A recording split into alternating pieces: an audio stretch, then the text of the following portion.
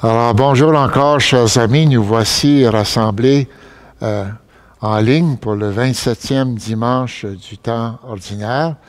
Et toujours avec reconnaissance avec Virginie et Urbain, avec Michael à la régie technique et Diego qui sert aujourd'hui. Juste un petit rappel, sur notre site, il y a des annonces, puis en particulier pour les gens qui sont dans notre localité, qu'on cherche un autre préposé pour le cimetière. Puis, si vous connaissez ou des amis, c'est un emploi à temps partiel. S'il vous plaît, rentrer en contact avec la paroisse ou moi-même directement. Je serais heureux de vous parler. Alors, on commence. Merci encore à tout le monde.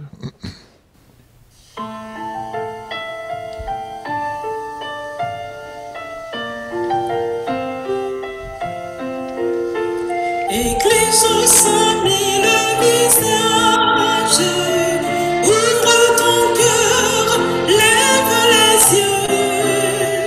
Église aux 100 000 portages, ouvre ton cœur au don de Dieu.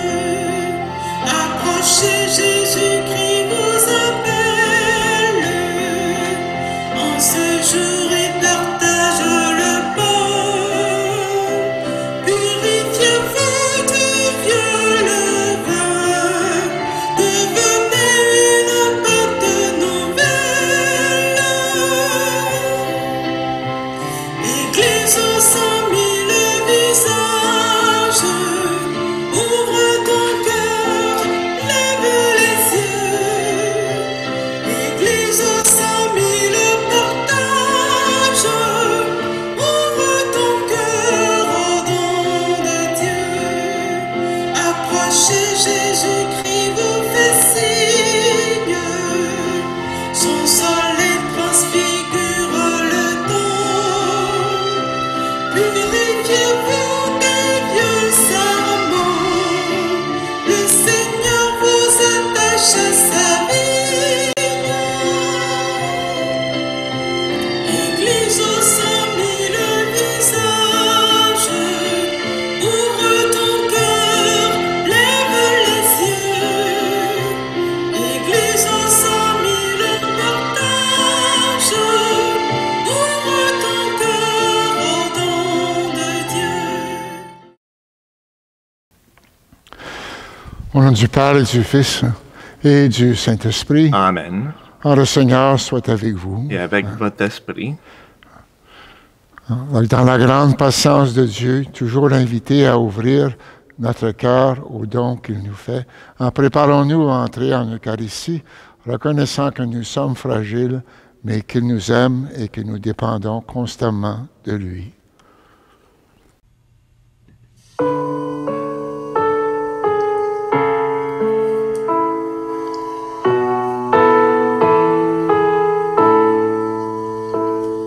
Seigneur, prends pitié. Seigneur, prends pitié. Nous avons manqué d'amour. Seigneur, prends pitié. Ô Christ, prends pitié. Ô Christ, prends pitié. Nous avons manqué de foi. Ô Christ, prends pitié. Seigneur, prends pitié. Seigneur, prends pitié. Nous avons manqué d'espoir. Seigneur, prends pitié.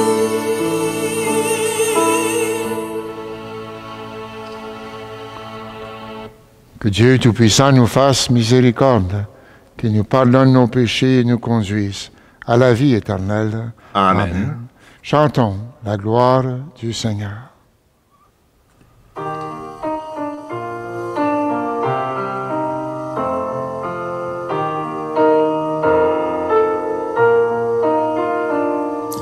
Gloire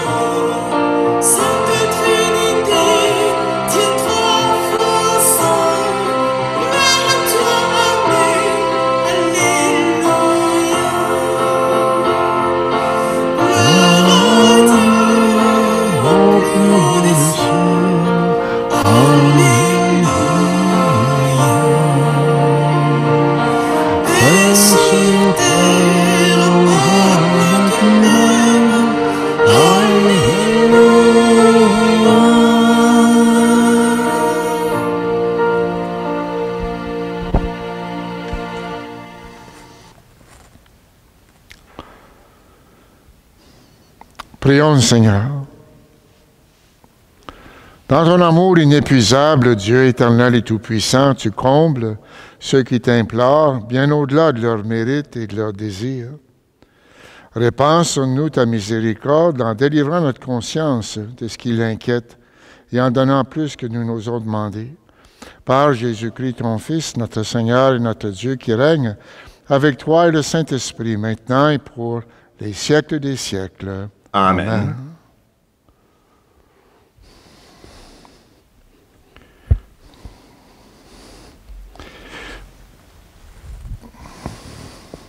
Du livre du prophète Isaïe. Je veux chanter pour mon ami le chant du bien-aimé à sa vigne. Mon ami avait une vigne sur un coteau fertile. Il en retourna la terre, en retira les pierres pour y mettre un plan de qualité. Au milieu, il bâtit une tour de garde et creusa aussi un pressoir. Il en attendait de bons raisins, mais elle en donna de mauvais. Et maintenant, habitants de Jérusalem, hommes de Juda, soyez donc juges entre moi et ma vigne. Pouvais-je faire pour ma vigne plus que je n'ai fait? J'attendais de beaux raisins, pourquoi en a-t-elle donné de mauvais? Eh bien, je vais vous apprendre ce que je ferai de ma vigne. Enlever sa clôture pour qu'elle soit dévorée par les animaux, ouvrir une brèche dans son mur pour qu'elle soit piétinée. J'en ferai une pente désolée. Elle ne sera ni taillée, ni sarclée, il y poussera des épines et des ronces. J'interdirai aux nuages d'y faire tomber la pluie. La vigne du Seigneur de l'univers, c'est la maison d'Israël. Le plan qu'il chérissait, ce sont les hommes de Juda. Il en attendait le droit, et voici le crime. Il en attendait la justice, et voici les cris. Parole du Seigneur. Nous rendons grâce à Dieu.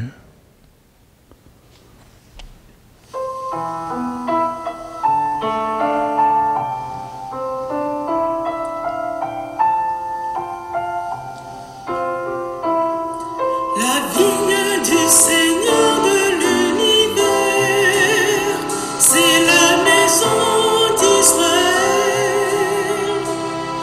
La vigne que tu as prise de l'Égypte, tu la replantes en chassant des nations.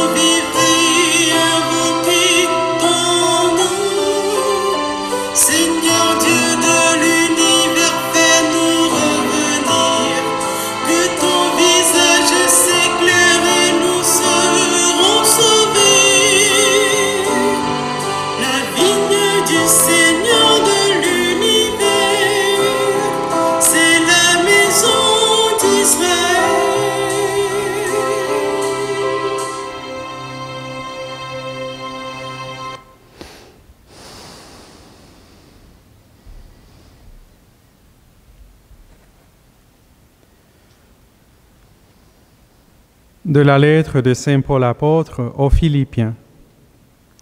Frères, ne soyez inquiets de rien, mais en toutes circonstances, priez et suppliez, tout en rendant grâce, pour faire connaître à Dieu vos demandes. Et la paix de Dieu, qui dépasse tout ce qu'on peut concevoir, gardera vos cœurs et vos pensées dans le Christ Jésus. Enfin, mes frères, tout ce qui est vrai et noble, tout ce qui est juste et pur, tout ce qui est digne d'être aimé et honoré, tout ce qui s'appelle vertu et qui mérite des éloges, tout cela, prenez-le en compte. Ce que vous avez appris et reçu, ce que vous avez vu et entendu de moi, mettez-le en pratique. Et le Dieu de la paix sera avec vous. Parole du Seigneur. Nous rendons grâce à Dieu.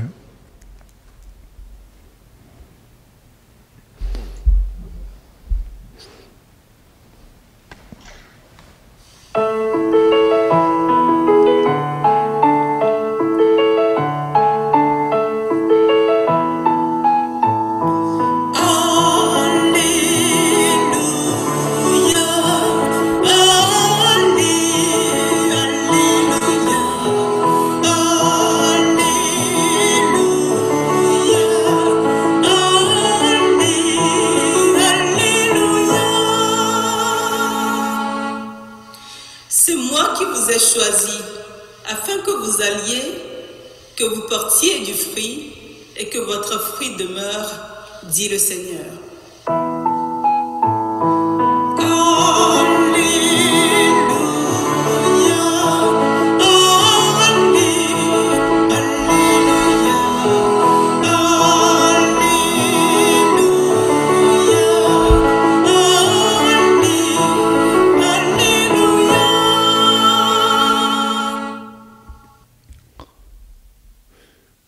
Le Seigneur soit avec vous. Et avec votre esprit. Évangile de Jésus-Christ selon saint Matthieu. Gloire à toi, Seigneur.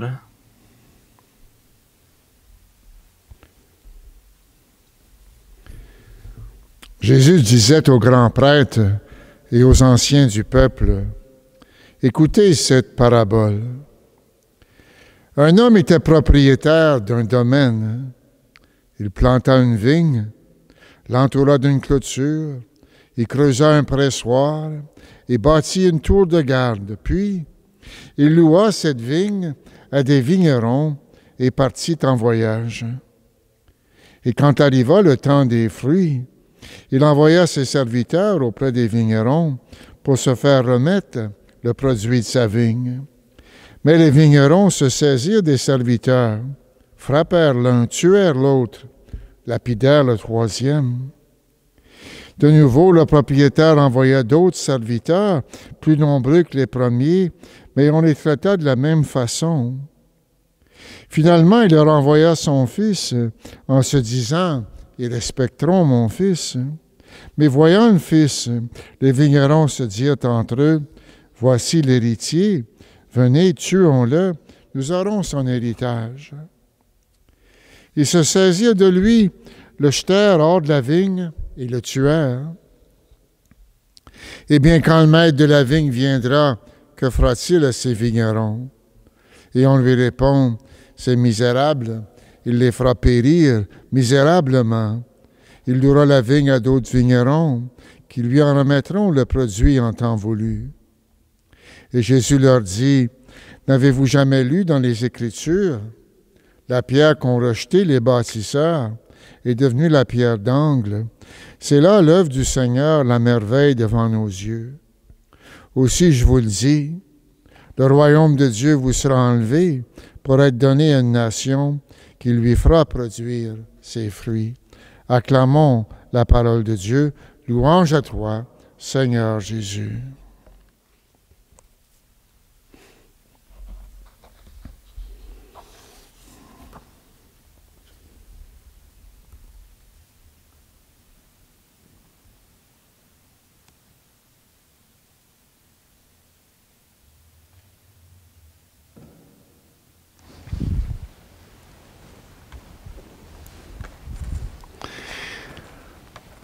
Alors, c'est encore une parabole dans l'Évangile de Matthieu aujourd'hui.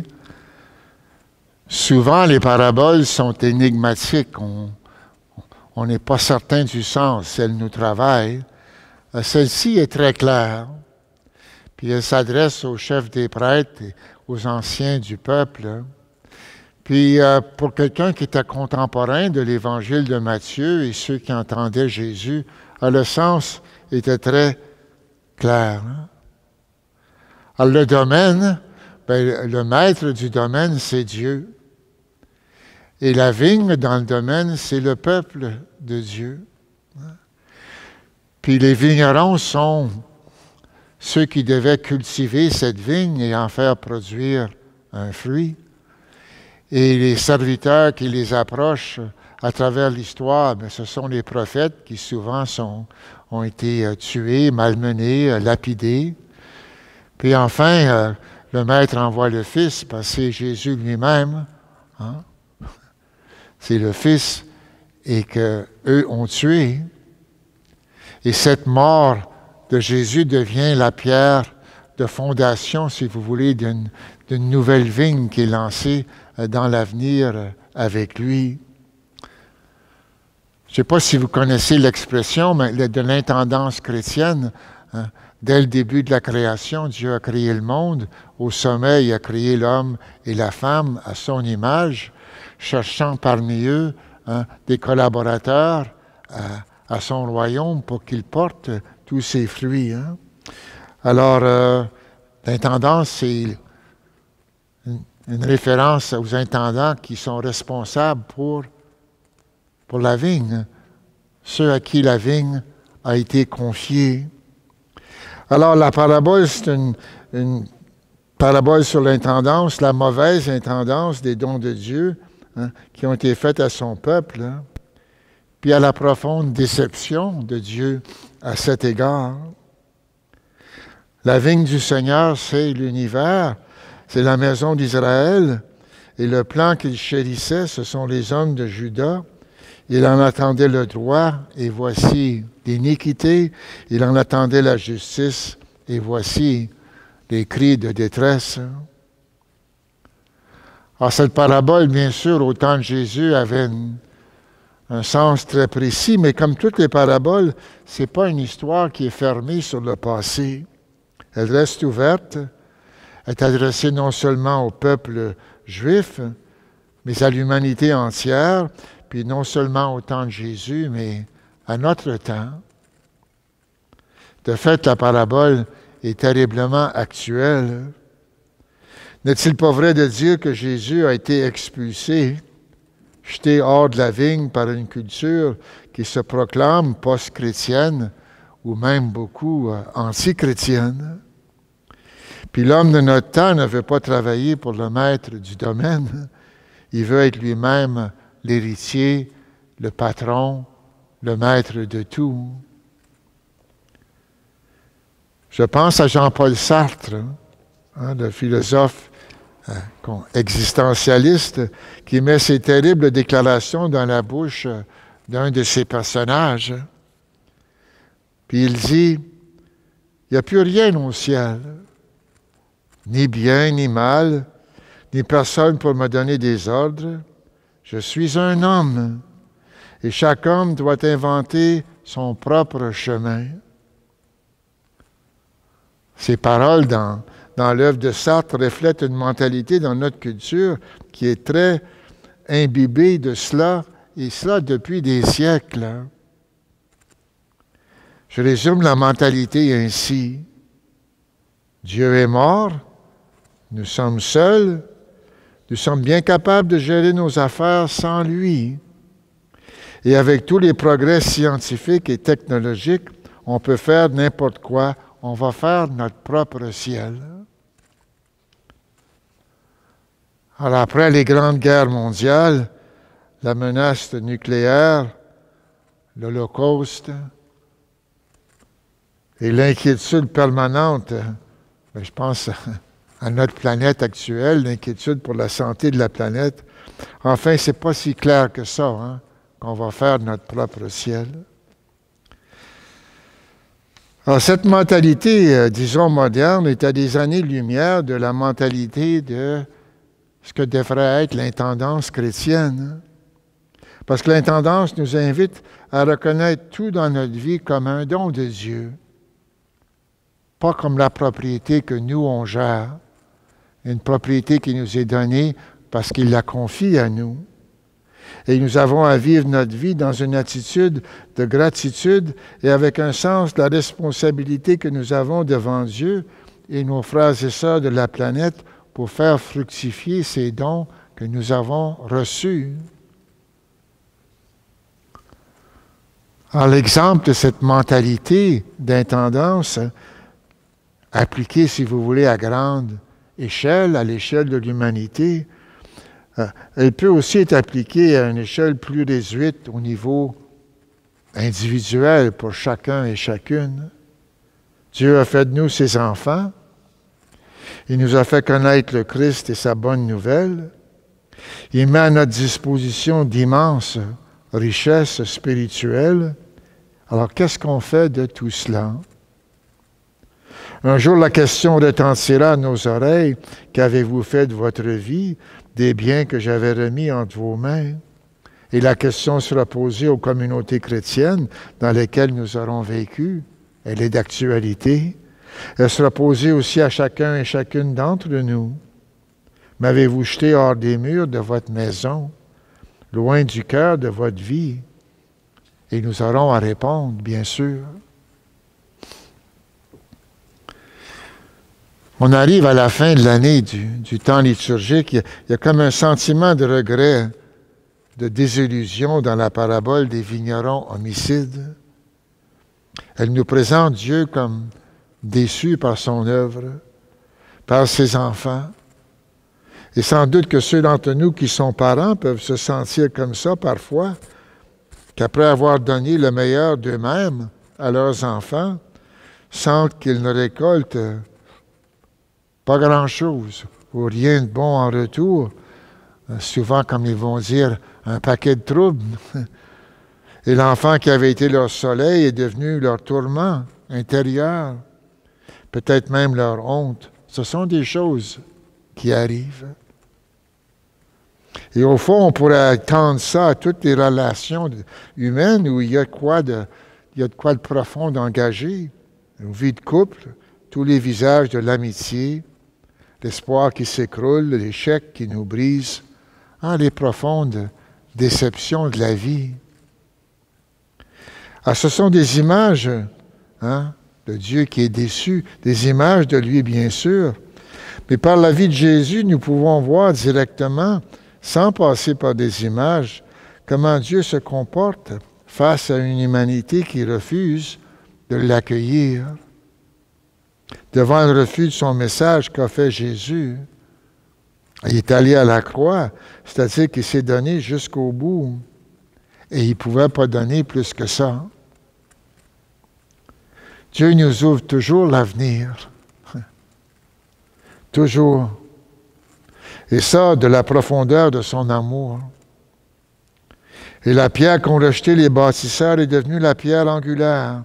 Quelle merveille sous nos yeux. Que faisons-nous d'une telle générosité à notre égard?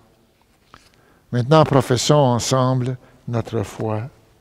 Je crois en Dieu, le Père Tout-Puissant, Créateur du ciel et de la terre, et en Jésus-Christ, son Fils unique, notre Seigneur, qui a été conçu du Saint-Esprit, est né de la Vierge Marie, a souffert sous Ponce Pilate, a été crucifié et mort, a été enseveli, est descendu aux enfers le troisième jour, est ressuscité des morts, est monté aux cieux, est assis à la droite de Dieu le Père Tout-Puissant, d'où il viendra juger les vivants et les morts.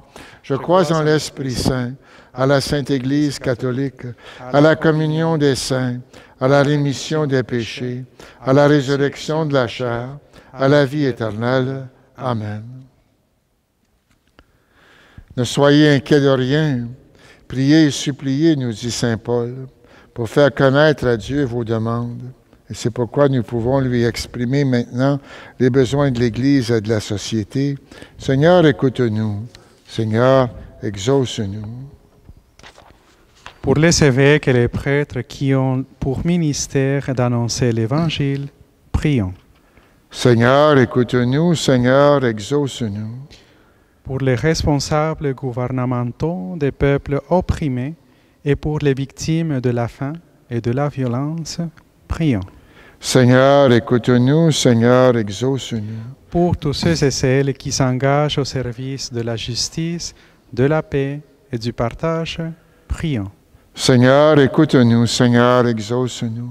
Pour les victimes d'agressions et pour tous les gens qui se sentent oubliés et rejetés, prions. Seigneur, écoute-nous. Seigneur, exauce-nous.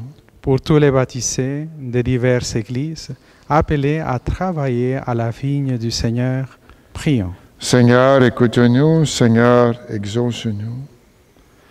Père, toi seul peux soutenir les efforts des personnes qui travaillent pour plus de paix et de joie dans notre monde. Exauce nos demandes, toi qui vis et règnes pour les siècles des siècles. Amen. Amen.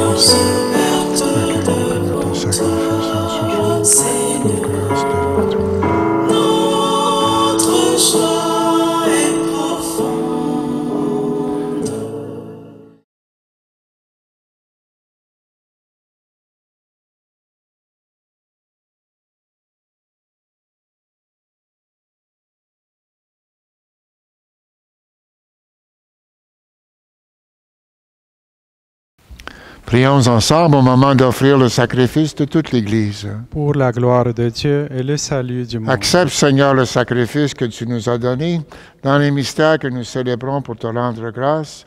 Sanctifie les humains que tu as sauvés par ton Fils, lui qui règne avec toi et le Saint-Esprit maintenant et pour les siècles des siècles. Amen. Le Seigneur soit avec vous. Et avec votre esprit. Élevons notre cœur. Nous le tournons vers le Seigneur. Rendons grâce au Seigneur notre Dieu. Cela est juste et bon. Vraiment, il est juste et bon de te rendre gloire, de t'offrir notre action de grâce toujours et en tout lieu. À toi, Père très saint, Dieu éternel et tout-puissant, par le Christ notre Seigneur. Dans le mystère de sa Pâque, il a fait une œuvre merveilleuse, car nous étions esclaves de la mort et du péché. Et nous sommes appelés à partager sa gloire. Nous portons désormais ces noms glorieux, nation sainte, peuple racheté, race choisie, sacerdoce royal. Nous pouvons annoncer au monde les merveilles que tu as accomplies, toi qui nous fais passer des ténèbres à ton admirable lumière. Et c'est pourquoi, avec les anges et tous les saints, nous proclamons ta gloire en chantant d'une seule voix.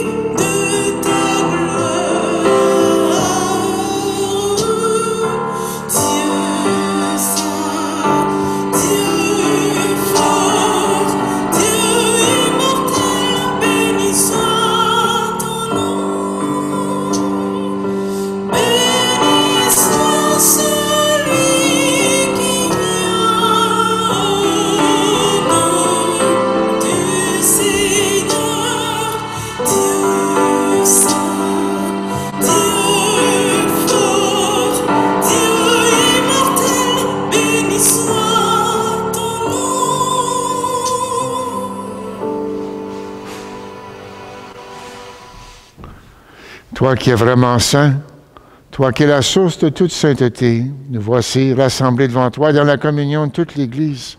Ce premier jour de la semaine, nous célébrons le jour où le Christ est ressuscité d'entre les morts.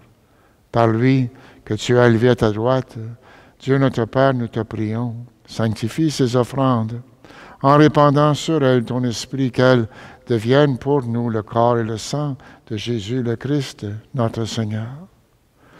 Au moment d'être livré et d'entrer librement dans sa passion, il prit le pain, il rendit grâce, il le rompit. Il le donna à ses disciples en disant, prenez et mangez-en tous. Ceci est mon corps livré pour vous.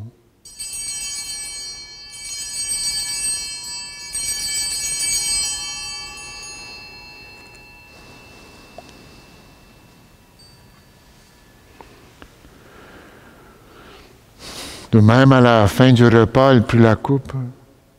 De nouveau, il rendit grâce et la donna à ses disciples en disant, prenez, buvez-en tous, car ceci est la coupe de mon sang, le sang de l'alliance nouvelle et éternelle qui sera versé pour vous et pour la multitude en rémission des péchés. Vous ferez cela en mémoire de moi.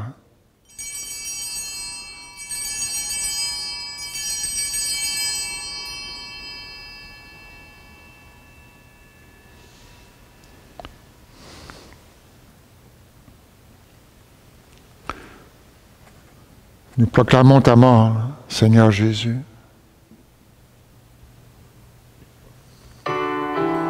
Nous proclamons ta mort, Seigneur Jésus. Nous célébrons ta résurrection.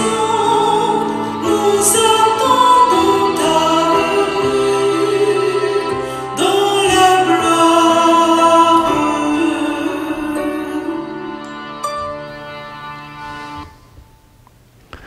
Faisant ici mémoire de la mort et de la résurrection de ton Fils, nous t'offrons, Seigneur, le pain de la vie, la coupe du salut. Nous te rendons grâce car tu nous as choisis pour servir en ta présence.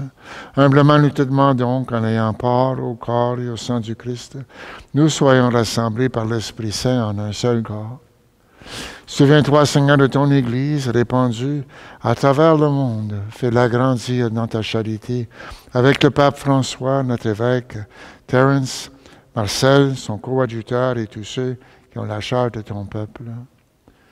Souviens-toi aussi de nos frères et sœurs qui se sont endormis dans l'espérance de la résurrection, de toutes les personnes qui ont quitté cette vie.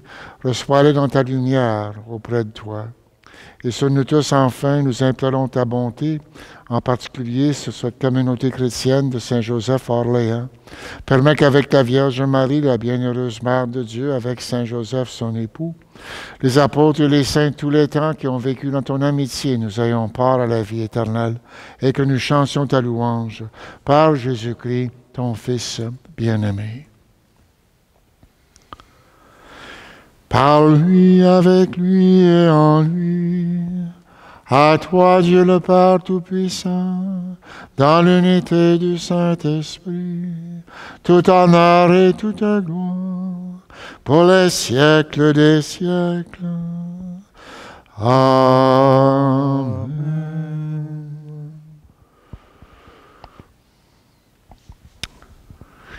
Unis dans un même esprit, disons avec confiance la prière que nous avons reçue du Sauveur. Notre Père, qui es aux cieux, que ton nom soit sanctifié, que ton règne vienne, que ta volonté soit faite sur la terre comme au ciel. Donne-nous aujourd'hui notre pain de ce jour. Pardonne-nous nos offenses comme nous pardonnons aussi à ceux qui nous ont offensés.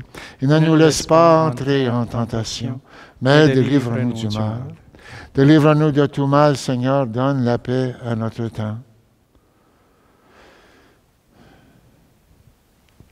Par ta miséricorde, libère-nous du péché, rassure-nous devant les épreuves en cette vie, où nous espérons le bonheur que tu promets et l'avènement de Jésus-Christ, notre Sauveur. Car c'est à toi qu'appartiennent le règne, la puissance, la gloire pour les siècles des siècles. Seigneur Jésus-Christ, tu as dit à tes apôtres, je vous laisse la paix, je vous donne ma paix, ne regarde pas nos péchés, mais la foi de ton Église, et pour que ta volonté s'accomplisse.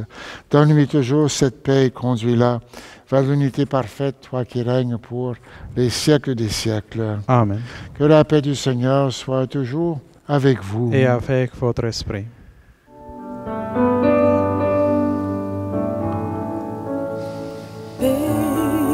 Sur terre, à toi, mon frère, paix sur terre, à toi, ma sœur,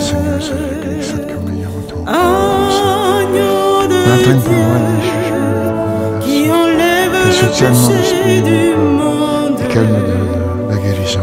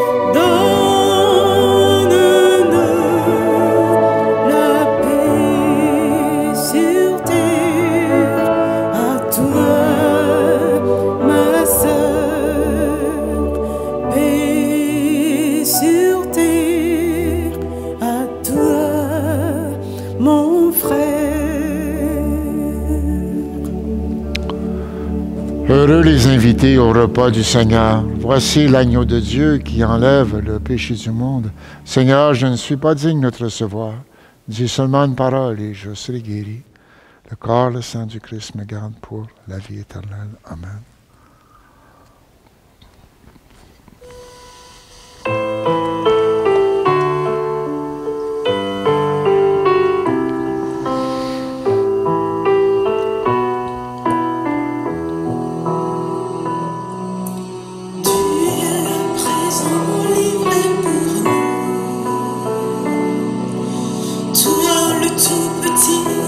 Serviteur,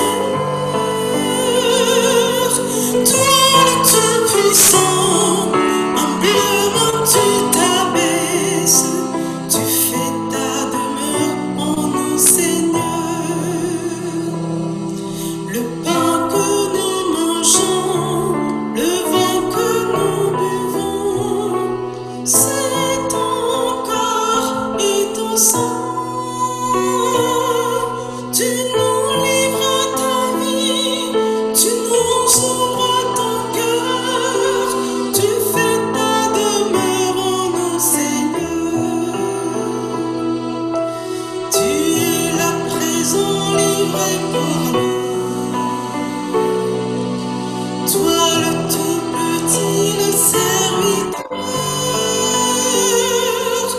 toi le tout puissant, humblement tu t'abaisses, tu fais ta demeure en nous, Seigneur.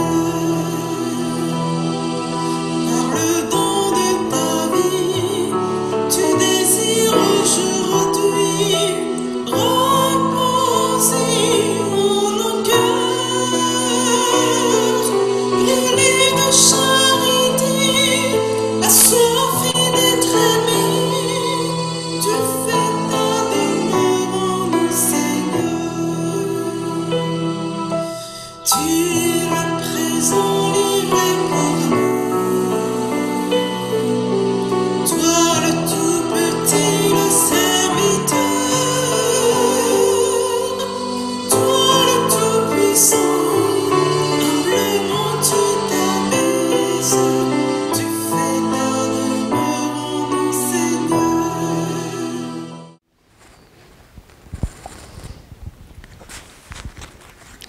Prions, Seigneur. Accorde-nous, Seigneur notre Dieu, de trouver dans cette communion notre force et notre joie, afin que nous puissions devenir ce que nous avons reçu par Jésus-Christ, ton Fils, notre Seigneur. Amen. Amen. Le Seigneur soit avec vous Et avec votre et que esprit. Dieu Tout-Puissant vous bénisse, le Père, le Fils et le Saint-Esprit. Amen. Bonne semaine. Allez, dans la paix du Christ, nous rendons grâce à Dieu.